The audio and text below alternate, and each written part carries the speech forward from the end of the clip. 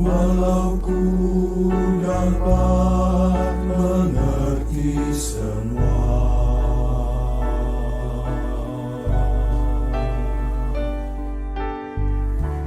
walau punya iman yang sempurna,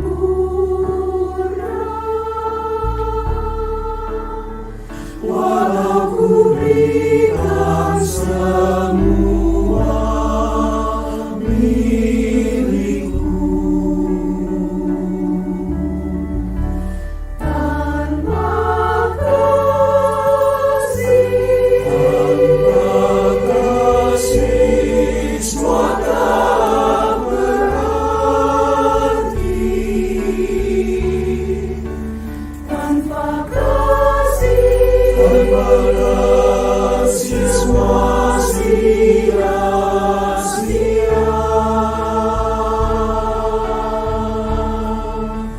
Tanpa kasih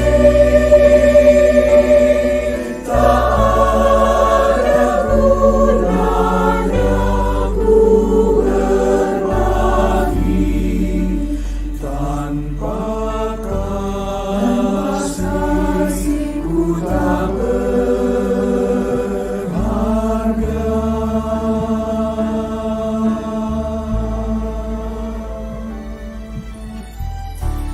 kasih itu sabar dan tidak cemburu.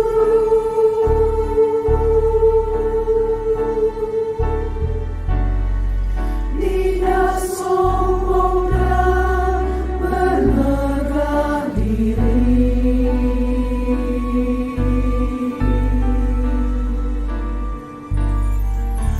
kasih itu benar dan setia.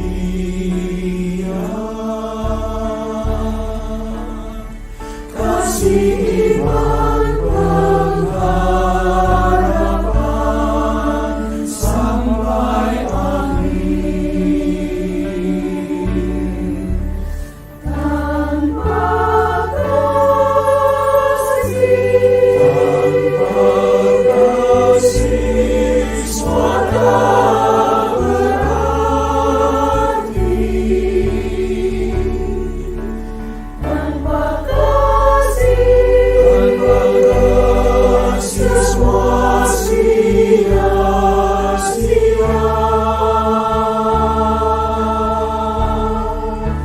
Tanpa kasih tak ada gunanya ku berbagi. Tanpa kasih ku tak tanpa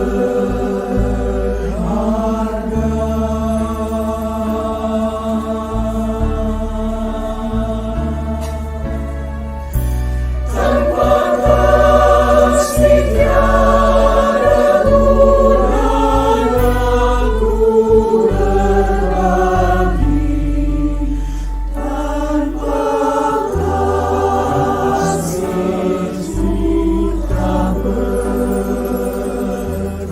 Tanpa kasih tak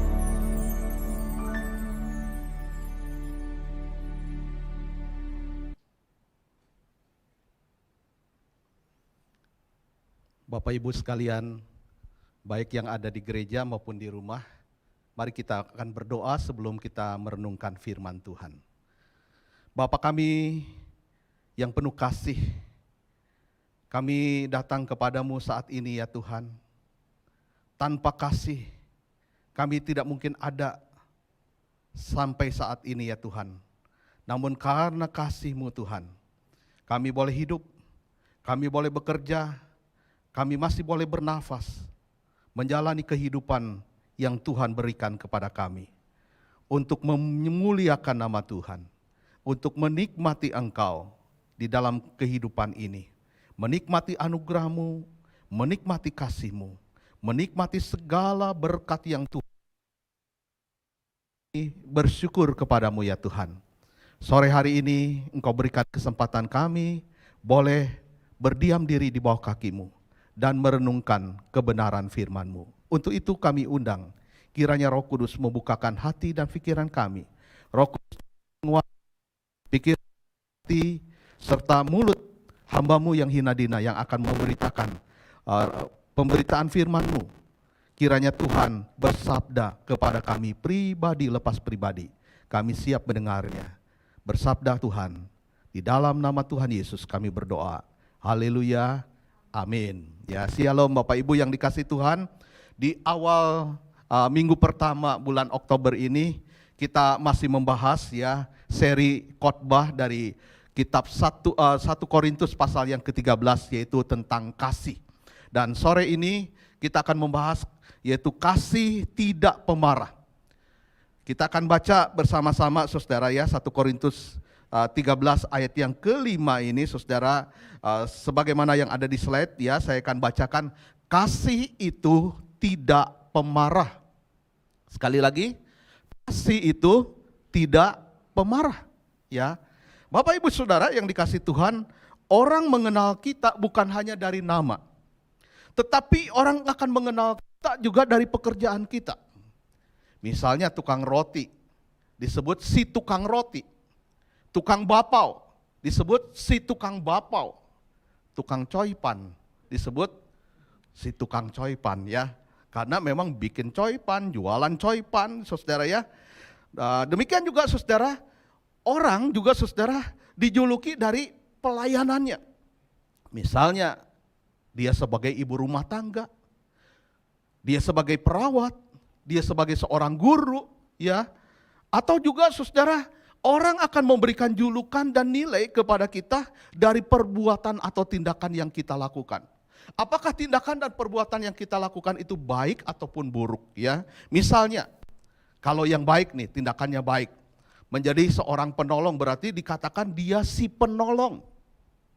Kalau orang ini saudara suka memberi sedekah, menjadi donatur ya saudara ya.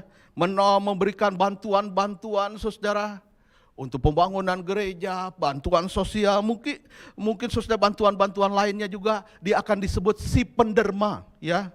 Orang yang suka mendermakan hartanya saudara ya. Dan saudaraku yang dikasih Tuhan, kalau yang melakukan tindakan yang negatif ya, tindakan yang buruk, mungkin dia disebut si pengkhianat karena orangnya suka mengkhianat.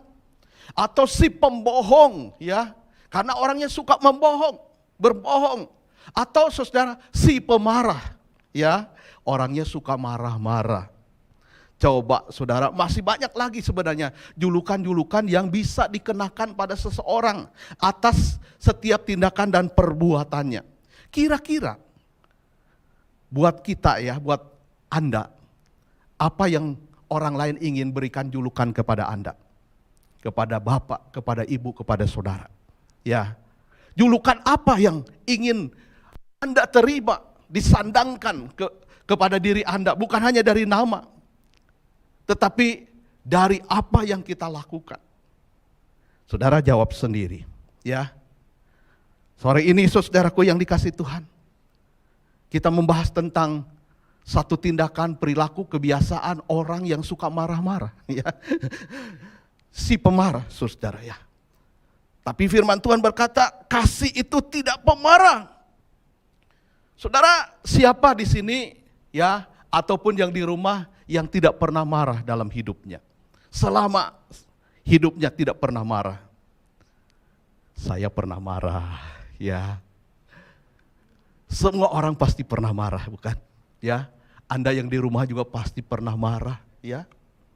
Sebenarnya, saudara, marah ini saudara bukan hanya pada orang dewasa. Bayi di dalam kandungan juga bisa marah. Ya. Itu jelas firman Tuhan berkata, saudara ya, semua manusia telah berbuat dosa. Makanya bayi dalam kandungan juga bisa marah. Ketika di USG, ya, bayi dalam kandungan itu ketika dia marah, itu bentuknya saudara ya, warnanya itu kemerah, bahkan kebiru-biruan, sekujur tubuhnya. Mungkin dia marah karena apa? mamahnya makan terlalu pedas. Jadi dia juga ikut kepedasan barangkali. Atau saudara, mamahnya suka mabuk. Minum alkohol, jadi dia juga saudara pening ya saudara. Dia marah, kenapa sih mama gua mabok? Ya, dia marah saudara ya. Ibu-ibu yang pernah melahirkan, pernah merasa ya, bagaimana disikut oleh tangan anaknya yang ada dalam kandungan, bahkan pakai lututnya ya, disikut saudara. Dan kadang-kadang itu si mamah berkata, aduh sakit. Perlu dielus-elus perutnya. Dia mungkin lagi marah. Jadi bayangkan ya, bayi dalam kandungan saja bisa marah loh saudara. Apalagi orang yang sudah besar, orang yang sudah dewasa. Enggak diajarin marah juga saudara. Itu ada sifat pemarah di dalam diri manusia. Saudara, kalau kita lihat dari arti marah itu saudara, apa sih artinya marah ya? Kata marah itu saudara berasal dari dua kata yang digunakan di dalam bahasa Yunani ini, yaitu thumos dan orge ya. Thumos itu adalah kemarahan yang menyerupai api yang timbul seketika dan membakar jerami. Ya, dan saudara dengan cepat dia akan menyala dan dengan cepat pula dia akan padam. Kadang-kadang ada orang marah begitu tiba-tiba ya, seketika karena suatu trigger ya, ada sesuatu yang merangsang dia untuk marah saudara, tersinggung mungkin dia akan marah seketika itu juga saudara. Marah yang seketika bahkan bisa meledak ya, didorong oleh nafsu ya, merasa tersinggung barangkali dan merasa saudara egonya itu saudara terganggu sehingga dia marah pada saat itu juga. Lalu orge itu saudara adalah kemarahan yang menjadi kebiasaan dalam kehidupannya. Berarti berlangsung panjang ini.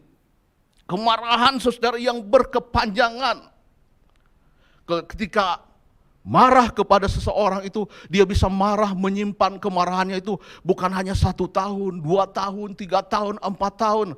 Saudara, saya kenal seorang bapak di Bandung ya, sampai 25 tahun dia marah. Orangnya udah mati, ya, dia masih marah. Kalau dia ingat, dia ngomel saudara sama istrinya. Lu ingat gak sih itu? Ya, gua marah sama si itu. Saudara, dia menyimpan kemarahan itu begitu lama. Sebenarnya siapa sih saudara yang suka tinggal dengan orang yang suka marah-marah? Rasanya saudara ketenangan itu terusik ya saudara ya. Nggak nyaman kita tinggal dengan orang yang marah-marah, apalagi marahnya berkepanjangan saudara ya. Selalu marah, pagi marah, siang marah, sore marah, malam marah saudara, bangun tidur marah, sampai mau tidur lagi juga marah saudara ya. Wah saudara, kalau kita punya sifat seperti ini, mungkin perlu di-check up saudara ya. Di-check up ya, ke psikolog, ke konselor, ke psikiater saudara. Ada masalah apa? Datang kepada hamba Tuhan. Bicara dengan hamba Tuhan ya. Dengan Muse Hengki, dengan Contoh Michael, dengan Contoh Grace ya. Bicara ya saudara, ada masalah apa? Apabila kemarahan tidak ditangani dengan baik saudara, ini akan terekspresi dengan cara-cara yang sangat menyakitkan. Dan bahkan saudara, ketika seseorang dikuasai oleh kemarahan, itu tidak ingat lagi saudara masalah dosa. Dia akan tabrak saudara ya. Yang penting gua lampiaskan kemarahan itu. Tapi ingat saudara, kasih itu tidak pemarah dikatakan. Kasih tidak pemarah. Kasih tidak mudah tersinggung. Bapak ibu saudara yang dikasihi Tuhan, kasih yang tidak pemarah ini adalah kasih yang tidak gampang dibangkitkan saudara karena sesuatu, merasa tersakiti oleh orang lain, memaksa kehendaknya sendiri untuk saudara merasa diri paling benar dan menyalahkan orang lain. Apa sih maksudnya, artinya saudara kasih tidak pemarah itu saudara? Kasih yang tidak pemarah ini adalah kasihnya orang Kristen. Kita tidak boleh mudah kesal kepada orang lain saudara ya. Ketika kita kesal, tersinggung saudara ya, itu tanda saudara apa? Kita yang tadinya tenang, bersahabat, ya berkawan, mulai kesal, mulai jengkel dengan orang ini, saudara. Ini tanda ketahanan kita mulai melemah. Ya, ini tanda-tanda kekalahan kita, saudara, dalam menghadapi emosi negatif, ya, yaitu kemarahan itu. Ketika kita kehilangan kesabaran, maka kita akan kehilangan segalanya. Saudara, ketika kita benar-benar, saudara, tidak bisa lagi menguasai sikap kita yang tenang, saudara, ya, maka saudara, pikiran kita yang sehat juga menjadi hilang. Dan kita menyalahkan orang lain itu, saudara. Kita menyalahkan dia telah menyinggung saya. Dan ketika saudara muncul di dalam diri kebencian, maka saudara, kita menyerahkan diri kita kepada kebencian itu. Orang yang tidak mampu menguasai kemarahan akan, saudara, dikuasai oleh kemarahan itu. Akan diperbudak oleh kemarahan itu. Rasul Yakobus makanya berkata, saudara, setiap orang hendaklah cepat untuk mendengar, tetapi lambat untuk berkata-kata, dan juga lambat untuk marah. Saudara, dikatakan kita jangan cepat marah. Kita harus cepat mendengar apa yang menjadi kebutuhan orang lain yang dia katakan. Tapi saudara, kita jangan cepat berkata-kata sebelum kita mendengar, sampai kita benar-benar mengerti apa yang kita dengarkan. Kita pahami apa yang kita dengarkan itu. Dan ketika kita pahami, pasti kita akan lambat untuk marah, bukan? Jadi jangan cepat marah, saudara, ya. Adalah merupakan kebohongan yang besar jika kita berkata, aku mengasihi seseorang. Tetapi saudara, di satu sisi kita menyimpan kemarahan kepada orang itu. Kemarahan yang tidak bisa diatasi dengan segera akan mengendalikan kita, saudara. Sedemikian rupa sehingga membentuk sikap, cara pandang kita, dan perilaku kita menjadi negatif. Kasih, saudara, akan membangun hubungan, membangun iman, membangun, saudara, kesehatan mental kita. Tetapi kemarahan, saudara, akan merusakkan hubungan, akan merusakkan damai di hati kita, akan merusakkan, saudara, apa yang tadinya baik menjadi tidak baik. Jadi Bapak Ibu yang dikasihi Tuhan, kita harus bisa menguasai diri kita. Jangan sampai, saudara, kita dikuasai oleh kemarahan. Tidak masuk akal kalau kita berkata, saudara, ya, saya mengasihi anak-anak saya mengasihi pasangan saya mengasihi mertua saya mengasihi menantu saya.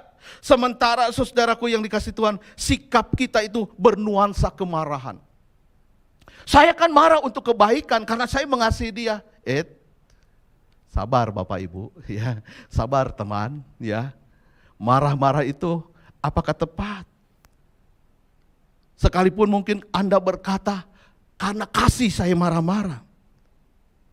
Saudara, kasih itu, saudaraku yang dikasihi Tuhan, harus disampaikan dengan cara yang tepat, cara yang benar. Kita mungkin, saudara, berkata bahwa kita marah karena kita mengasihi, dan untuk alasan yang sangat prinsip, mungkin betul.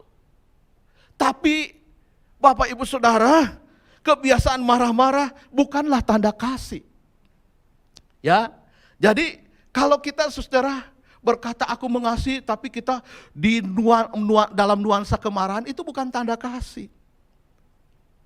Tanda kasih, saudaraku, dapat menguasai diri, dapat menahan diri, ya, sehingga ada damai sejahtera dalam rumah tangga kita, ada damai sejahtera, ada ketenangan di dalam hubungan kita, dan hubungan kita dengan Tuhan menjadi baik, hubungan kita dengan sesama juga baik, dan juga hubungan dengan diri kita sendiri juga baik.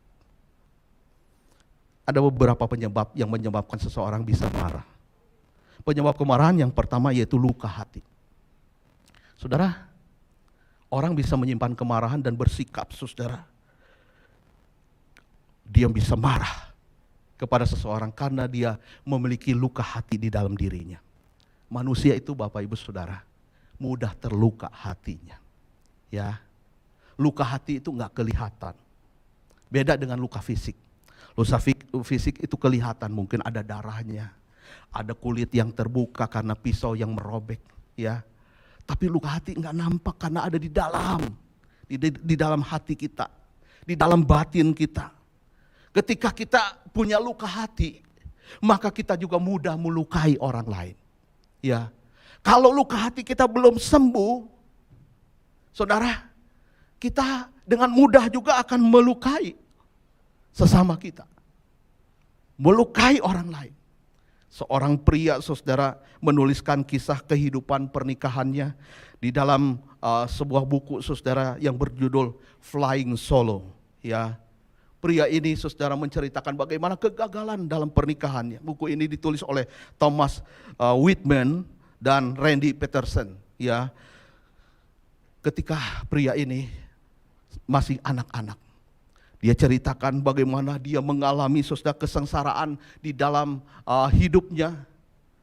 Dia mengalami, saudara, perilaku-perilaku yang tidak baik dari teman-temannya, dari lingkungannya, dari orang dewasa, bahkan dari ayah dan ibunya, yang seringkali membuli, mengata-ngatai dia, menghina dia, bahkan memukuli dia. Sehingga anak ini bertumbuh di dalam luka yang menganga. Luka hatinya, luka batinnya. Teman-temannya yang lebih tua seringkali melontarkan kata-kata yang menyakiti hatinya. Dia terluka. Dia nggak bisa melawan orang yang dewasa itu, karena lebih besar daripada dia. Sehingga dia memilih menarik diri dan merasakan emosinya itu, saudara, yang tidak bisa diungkapkan, sehingga dia mati rasa. Setelah dia dewasa, dia menikah. Namun satu kali, saudara, ada kejadian. Istrinya itu berlaku kasar kepada dia. Dan saat itulah, saudara, ya, luka yang belum sembuh itu bocor. Luka yang belum sembuh itu, ya Anda tahu ya, kalau ada luka, saudara, ya, luka itu mungkin kulit luarnya tertutup, tetapi dalamnya masih basah. Masih ada nanah di bawah kulit yang kering itu. Nah, itu bocor, saudara, ya. Sehingga, saudara, dia marah begitu meledak. Luka-luka lama itu, saudara, keluar dalam bentuk kemarahan yang tidak terkendali, bercampur aduk dengan situasi yang ada pada saat itu. Dan ujung-ujungnya, saudara, pernikahan mereka berakhir dengan perceraian. Kenapa? Ada luka di dalam hati yang belum diselesaikan. Di bagian akhir dia berkata, sekarang saya seorang duda. Saya harus mengakui bahwa karena reaksi kemarahan saya yang berlebihan telah menghancurkan rumah tangga saya. Pernikahan saya tidak terbantu dengan kemarahan saya itu. Saat saya berurusan dengan luka hati yang lama, kemarahan itu sudah menghancurkan rumah tangga saya. Saudara, dari kisah ini kita melihat luka hati bisa menjadi penyebab kemarahan seseorang. Adakah di antara kita yang saat ini terluka hatinya? Mungkin baru saja kejadian luka hatimu beberapa hari yang lalu, atau berpuluh-puluh tahun yang lalu. Saya memberikan kabar baik. Datang pada Yesus. Yesus mau membebat hatimu yang terluka. Sembuhkanlah luka hatimu, supaya jangan bereaksi kemarahan yang tidak terkendali. Sekarang, saudaraku yang dikasihi Tuhan, jangan tunggu lama-lama. Datanglah pada Yesus. Hanya Dia yang bisa menyembuhkan luka hati manusia. Saudara, yang kedua, penyebab dari kemarahan yaitu keinginan yang terhambat.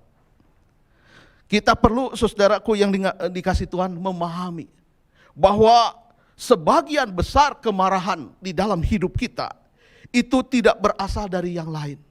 Tetapi, saudara, sebagian besar karena ada keinginan kita yang terhambat. Keinginan kita yang tidak tercapai.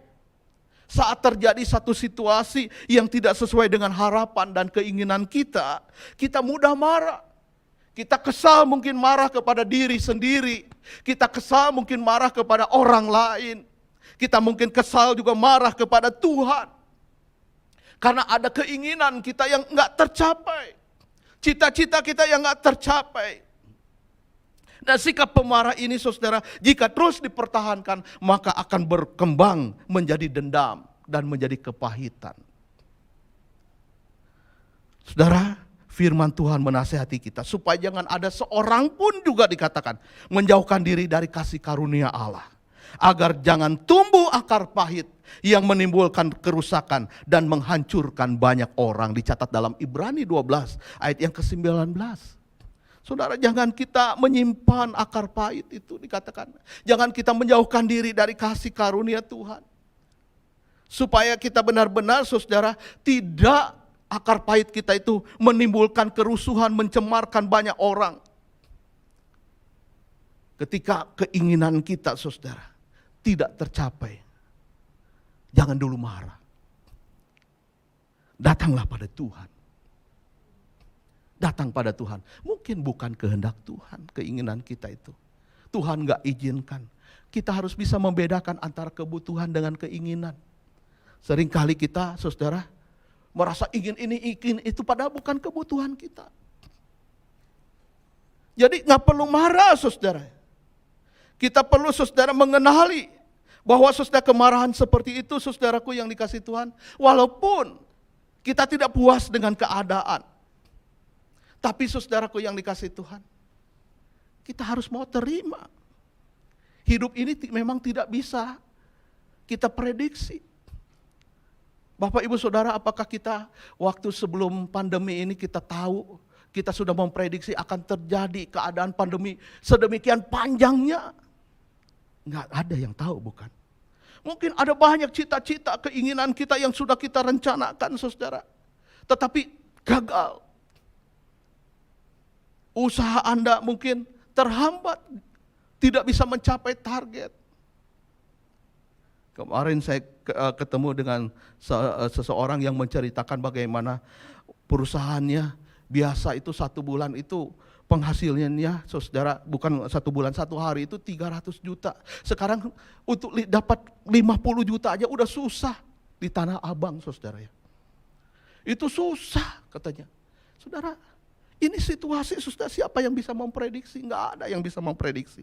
Jadi Bapak Ibu yang dikasih Tuhan, kita perlu menyerahkan setiap situasi ke dalam tangan Tuhan. Jangan marah, tenanglah, diamlah, dan berkatalah dalam hatimu, diamlah, tenanglah jiwaku.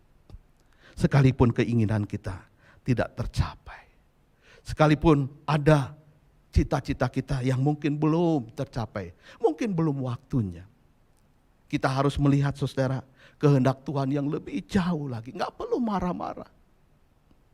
Yang ketiga, saudara, penyebab stres adalah stres. Stres atau depresi, saudara, seringkali, saudara, menyebabkan kita menjadi marah. Seorang yang bekerja mengalami tekanan, stres di kantor, ya, dia nggak bisa melawan bos. Melawan bos pasti dipecat. Lalu saudara, dia cari objek kemarahannya, yaitu rumahnya. Ketika dia pulang, ketemu anaknya, saudara, anak menjadi sasaran kemarahannya. Istri menjadi sasaran kemarahannya karena dia stres. Mungkin kalau yang pertama buka pintu adalah pembantu. Pembantu juga jadi sasaran kemarahannya. Bahkan anjing pun juga, ya, kalau dia ketemu yang pertama adalah anjing, dia menjadi melampiaskan kemarahannya kepada binatang piaraannya. Bapak Ibu, jangan biarkan kita mengalami tekanan, stres dalam kehidupan kita itu, saudara, yang menyebabkan kita, saudaraku yang dikasih Tuhan, kita mengalami keadaan tidak damai dalam hidup kita. Untung Tuhan Yesus berkata, marilah kepadaku semua yang letih lesu dan berbeban berat, aku akan memberi kelegaan padamu. Datang pada Tuhan.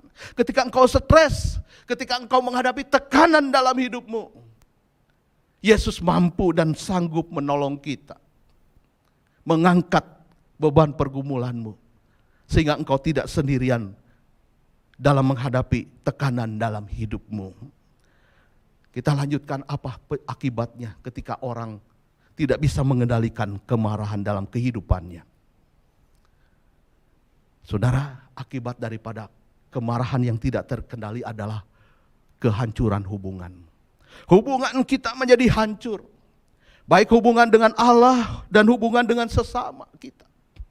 Ketika kita marah, kita tidak bisa mengendalikan kemarahan kita. Saudara, hati-hati. Hubungan saudara dengan saudara bisa menjadi putus. Lihat kisahnya, peristiwa bagaimana ketika Kain marah saat persembahannya tidak diterima Tuhan. Bukan karena bentuk persembahannya yang Tuhan tidak terima, tetapi karena sikap Kain. Sikap Kain yang tidak benar. Makanya tidak diterima persembahannya oleh Tuhan. Dan dia marah. Kita lihat ya reaksinya ya. Dia marah. Dia marah kepada Tuhan.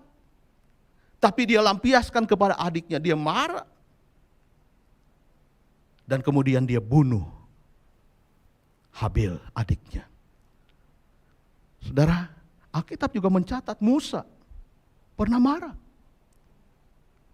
Sehingga dia membunuh orang Mesir yang sedang menyiksa bangsanya, bangsa Ibrani.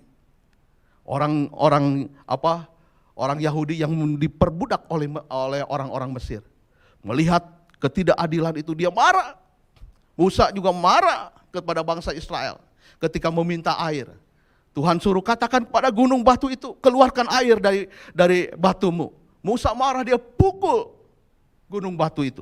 Sehingga Tuhan katakan, engkau marah dan engkau tidak benar. Saudara, hubungan menjadi rusak. Hidup kita menjadi sia-sia ketika kita, saudara, hidup dalam kemarahan. Kita akan kehilangan damai. Kita akan kehilangan sukacita di dalam kehidupan ini, saudara. Saya teringat, saudara, ada satu keluarga yang dibunuh, saudara. Karena apa? Karena kemarahan dari seorang pegawainya. Pegawainya dendam dan marah, dia bunuh majikannya. Walaupun dia sudah tidak bekerja lagi di tempat majikannya itu, tapi saudara, satu malam dia masuk, dia bunuh sekeluarga itu. Tahun lalu juga pernah viral ya saudara ya. Seorang ayah yang marah ketika dia pulang, saudara, pintu gerbangnya tidak ada yang membukakan pintu itu. Dia klakson, pembantunya nggak keluar. Mungkin lagi kerja, di dalam dia nggak dengar. Begitu lama dia marah, dia jengkel. Ada anaknya yang masih kecil, saudara ya. Dari lantai 2 dia melihat papahnya datang. Tidak dibukakan pintu. Dia seorang yang bisu. Akhirnya dia turun ke lantai 1. Dia jalan, dia membukakan pintu gerbang itu. Tetapi tiba-tiba papahnya itu, saudara, papahnya dalam keadaan marah. Dia tabrakkan mobilnya itu ke pintu gerbang itu. Dia tidak sadar di balik pintu itu ada anaknya yang masih kecil. Dan digilaslah anak ini. Mati anak ini. Saudara, karena papahnya marah, tidak bisa menguasai diri. Padahal anak ini adalah anak sematawayang. Hanya satu anaknya. Wah, betapa menyesal bapak ini, saudara. Dia sudah membunuh anaknya sendiri karena kemarahannya. Saudara, Amsal juga berkata di dalam Amsal 15 ayat yang ke-18. Si pemarah membangkitkan pertengkaran, tetapi orang yang sabar menahan perbantahan. Jadi lebih baik sabar, saudara, daripada kita menjadi pemarah. Jangan mau dikuasai oleh kemarahan, saudara, tetapi kuasailah kemarahan itu, saudara, dengan mengingat-ingat kebaikan Tuhan, anugerah Tuhan. Pada waktu kemarahan menguasai diri kita, saudara, kita tidak boleh, saudara, dikuasai oleh kemarahan itu. Kita harus lihat bahwa, saudara, ada kasih Tuhan, kebaikan Tuhan. Mintalah, saudara, kasih Tuhan menguasai pikiran kita, menguasai hati kita, saudara, supaya pikiran dan hati kita itu, saudara, tidak menjadi negatif. Tetapi, saudara, kita boleh berpikir secara positif. Bapak Ibu yang dikasih Tuhan, menurut ilmu kedokteran ketika seseorang marah, ya, pada saat dia marah itu enzim kortisol ya di dalam diri seseorang itu akan berproduksi berlipat kali ganda. Dan enzim ini yang berlebihan di dalam kehidupan seseorang saudara akan menyebabkan berbagai macam penyakit. Jadi rugi juga saudara ya kalau Anda stroke, Anda darah tinggi, ya, kita menjadi saudara orang yang mengalami penyakit-penyakit jantung lah dan lain sebagainya saudara. Karena memang ini ternyata demikian. Enzim kortisol itu berlipat kali ganda yang menyebabkan saudara muncullah berbagai macam penyakit di dalam tubuh seseorang. Oleh sebab itu kendalikan kemarahan di dalam diri kita dengan mengambil sikap tenang. Jangan kita saudara dikuasai oleh kemarahan kita. Saudara, firman Tuhan berkata, ya, Rasul Paulus menasihati kita di dalam Efesus 4 ayat yang ke-31. Segala kemarahan, kegeraman, segala kepahitan, kegeraman, kemarahan, pertikaian, dan fitnah hendaklah dibuang dari antara kamu. Demikian juga segala kejahatan. Firman Tuhan menegaskan di sini, kita harus membuang kemarahan itu, saudara. Kata buang di sini, saudara, seperti kita melepas baju yang kotor, ya. Kita melepaskannya, membuangnya. Kita menggantinya, saudara ya. Sebagai orang Kristen, saudaraku yang dikasih Tuhan, kita meletakkan semua kemarahan kita di bawah salib Kristus. Kita mengalami kasih Kristus di dalam hati kita yang memperbaharui hidup kita. Yang membuat kita tenang, membuat kita damai. Sebab bagi orang Kristen, saudaraku yang dikasih Tuhan, tumos maupun orge, saudara, sama sekali tidak dibenarkan. Sebab itu, saudara, dikatakan kita harus membuangnya. Ya, kita harus, saudaraku yang dikasih Tuhan, hidup mengampuni. Ya, jangan lagi dikuasai oleh kemarahan kita. Jangan lagi, saudara, kita hanya memikirkan, saudara, ego kita sendiri. Ya, sehingga benar-benar, saudara, Tuhan mengubah kehidupan kita. Tapi sebagai manusia, kita lemah. Kita masih bisa marah, bukan? Saudara, memang. Bukan berarti saudara kita bebas dari kemarahan dalam hidup ini, kita gak bisa marah. Firman Tuhan saudara dalam Efesus yang keempat ayat yang ke-26 dikatakan, kita bisa marah. Makanya saudara ayat ini berkata, apabila kamu marah, janganlah berbuat dosa. Jangan matahari terbenam sebelum padam amarahmu. Dan Rasul Paulus saudara mengingatkan kita, kenapa kita saudara tidak boleh membiarkan diri kita dikuasai oleh kemarahan saudara sampai berhari-hari, berbulan-bulan. Tapi batasnya sampai matahari terbenam. Ketika kita marah siang hari, matahari terbenam, kita harus berhenti. Oh Musa kalau marahnya malam hari, masa tunggu matahari terbenam besok lagi? Enggak. Ya, sampai matahari terbit Bapak Ibu ya. Ya, jadi kalau matahari terbit, ya udah, berhenti marahnya. Ya. Saudara, Rasul Paulus berkata, ya, jangan beri kesempatan kepada iblis. Ketika kita membiarkan kemarahan menguasai kita berkepanjangan dalam hidup kita, maka saudara, iblis yang bertepuk tangan. Kita dikuasai oleh dia. Martin Luther pun juga berkata, saudara, ungkapan jangan beri kesempatan pada iblis ini artinya jangan berikan tempat kepada simpom fitnah di dalam hidupmu. Iblis itu seringkali memfitnah. Hal yang tidak baik diubah ya saudara dengan kata-kata yang manis menjadi baik saudara ya. Hal yang baik menjadi tidak baik. Dan dia sering memfitnah saudaraku yang dikasih Tuhan. Jadi kita harus membuang kemarahan itu. Yang terakhir ya, ada tips bagaimana kita mengatasi kemarahan dalam kehidupan ini. Yang pertama yaitu kita harus mengenali dan mengakui kemarahan kita. Kalau memang kita marah, akuilah, ya, akui, ya. Ini adalah langkah pertama yang perlu kita lakukan, ya, dalam mengatasi kemarahan. Kita kenali, ya, kita akui, ya. Tetapi jangan dengan saudara kita mengungkapkan kemarahan itu saudara secara tidak terkendali. Ya mungkin kita bisa datang kepada orang itu saudara berkata kepada dia, saya frustasi, saya jengkel dengan kamu. Ya, nggak perlu dengan kata-kata yang kasar, saudara ya. Kita ungkapkan, Kita akui juga kepada Tuhan, Tuhan saya marah kepada orang ini. Saya mau selesaikan. Langkah kedua yaitu ampuni orang yang bersalah kepada saudara. Ampuni. Seperti Tuhan Yesus juga mengampuni orang yang bersalah kepadanya. Di atas kayu salib dia berkata, Bapa ampuni mereka. Karena mereka tidak tahu apa yang mereka lakukan.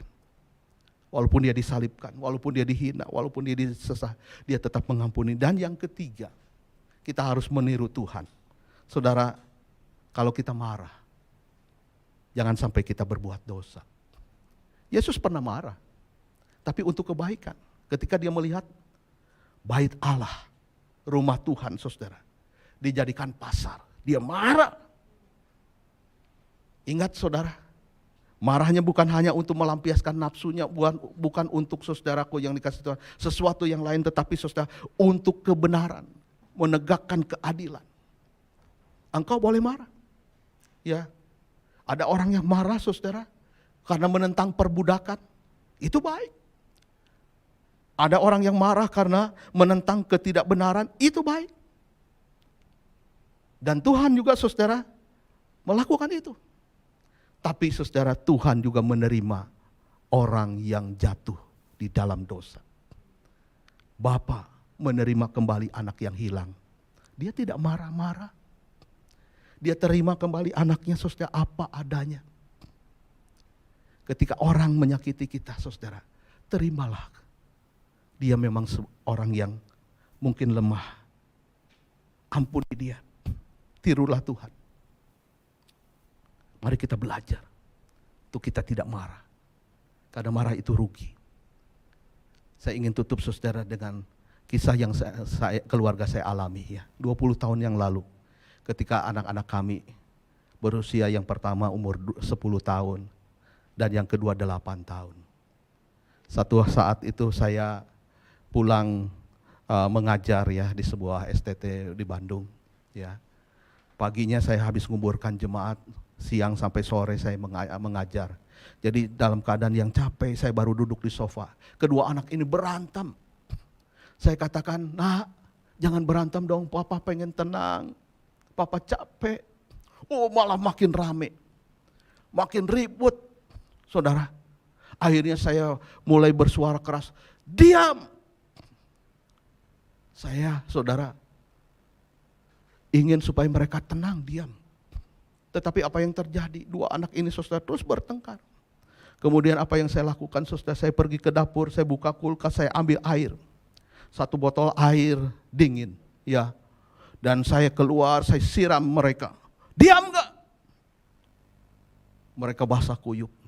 Diam saat itu. Saudara, tadinya 2 orang yang marah. Ya, yang berantem. Sekarang 3 saya masuk di situ. Saudara. Ya, saya siram mereka. Mereka diam. Enggak lama kemudian semu Nunu datang saudara ya. Dia datang ngomel, marah-marah. Ini air. Lantai kering jadi basah. Pakaian jadi basah. Itu kulkas, TV, komputer kena air. Rusak. Tambah jadi 4 orang yang berantem. Ya, dari 2, 3, akhirnya 4. Saudara, ketika basah semua, ya mereka tenang. Terus saya cari tempat, ya saya naik di lantai 2, di ruang keluarga. Saya baru duduk, buka TV, dengar berita. Tiba-tiba anak saya mendekati tangga yang naik ke atas. Dia teriak, "Hai, pendeta apaan tuh? Apa pantas jadi pendeta? Kelakuan kayak begitu." Saudara, saya yang tadinya masih emosi meluap-luap, tiba-tiba saudara, seperti kertas jatuh saudara, enggak bertenaga. Dan itu terus menggema saudara. Apa pantas tuh jadi pendeta yang kayak begituan? Kelakuannya kayak begituan. Saudara, kenapa dia berkata seperti itu? Dia terluka hatinya. Papanya yang selama ini mungkin menjadi menjadi kebanggaan dia. Dengan melakukan seperti itu, kemarahan yang tidak bisa dikendalikan. Akhirnya dia menjas. Papa gak pantas jadi pendeta. Berhenti kau jadi pendeta. Saudara, saya benar-benar saudara sedih. Saya seperti saudara dihantam, dipukul. Hati saya begitu keras. Saya menangis, saya berlutut di kaki Tuhan. Saya, Tuhan ampuni saya. Aku tahu firman Tuhan berkata, hai bapak-bapak, jangan bangkitkan amarah di dalam hati anak-anakmu. Anak-anakku marah. Saya minta ampun pada Tuhan, Tuhan ampuni aku. Terus saya turun saudara ke lantai dasar. Saya dekati anak-anak ini. Saya katakan, ampuni papa ya. Ampuni papa nak. Kalau engkau menganggap tidak layak papa jadi pendeta, saya siap hari ini juga saya meletakkan jabatan saya. Awalnya saudara, muka mereka saudara begitu menunjukkan kekerasan, kemarahan. Ketika saya katakan, ampuni aku Pak. Papa bersalah. Saudara, saya lihat di mata anak saya yang pertama yang berkata, papa enggak pantas jadi pendeta. Keluar air mata. Dan keluarlah kata-kata, saya ampuni papa. Papa harus tetap jadi pendeta ya. Akhirnya kami berempat berpelukan. Kami berdoa. Kami rekonsiliasi. Sudah saya bersyukur pada Tuhan. Bahwa Tuhan masih mengasihi keluarga kami. Dan betapa indah ketika hidup kita didamaikan kembali. Bukan hidup di dalam emosi kemarahan. Sebagai penutup, Lukas pasal yang ke-6 ayat yang ke-45 berkata, saudara, orang yang baik mengeluarkan barang yang baik dari perbendaharaan hatinya yang baik. Tetapi orang yang jahat mengeluarkan barang yang jahat dari perbendaharannya yang jahat. Karena yang diucapkan mulutnya meluap dari hatinya. Ayat sebelumnya ayat 43 berkata, pohon yang baik akan menghasilkan buah yang baik. Pohon yang tidak baik akan menghasilkan buah yang tidak baik. Engkau dan saya, orang baikkah di mata Tuhan? Kita sudah ditebus oleh darah Yesus. Kita menjadi ciptaan yang baru. Biarlah hati kita yang sudah diperbarui mengeluarkan hal-hal yang baik dalam diri kita. Bukan yang jahat. Bukan ketidakbenaran. Mari tundukkan kepala saudara. Datang pada Tuhan.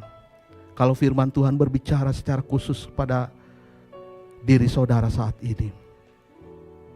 Dan engkau mau berubah. Engkau mau luka hatimu disembuhkan Tuhan, datanglah pada Tuhan. Katakan, aku terluka Tuhan. Dengan orang ini. Engkau boleh sebutkan namanya.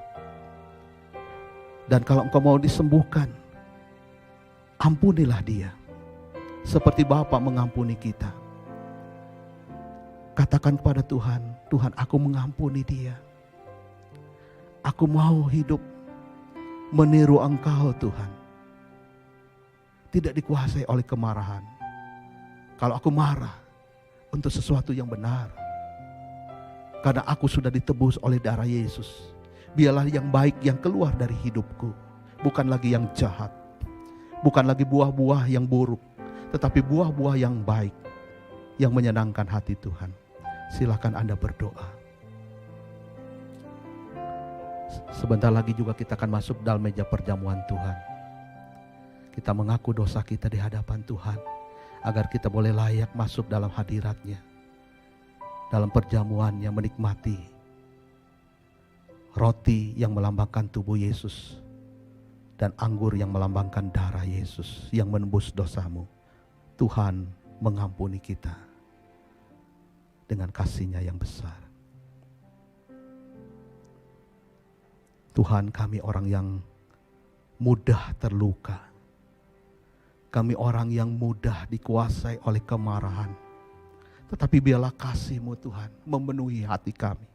Memenuhi hidup kami. Kami ingin dibebaskan Tuhan. dari kebiasaan kami marah-marah yang tidak tepat. Marah-marah yang tidak ada alasan. Marah-marah yang hanya untuk melampiaskan nafsu kami, kepuasan diri kami sendiri. Bukan untuk menyenangkan hati Tuhan, bukan untuk kebenaran mungkin. Tuhan,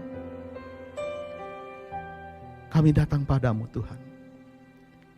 Mari Tuhan, ubah hati kami, hidup kami Tuhan. Supaya kami menjadi orang yang tenang, orang yang menikmati damai sejahtera dan sukacita di dalam kehidupan kami ini. Karena Yesus selalu bersama dengan kami. Yesus memberi kepada kami kemenangan untuk kami hidup dalam kemerdekaan. Hidup dalam kemenangan atas kemarahan. Ketika kami marah hanya untuk kebenaran. Kami marah hanya untuk menegakkan keadilan. Kami marah untuk sesuatu yang benar-benar sesuai dengan kehendak Tuhan. Terima kasih Tuhan. Dengar doa kami dalam nama Yesus kami mohon.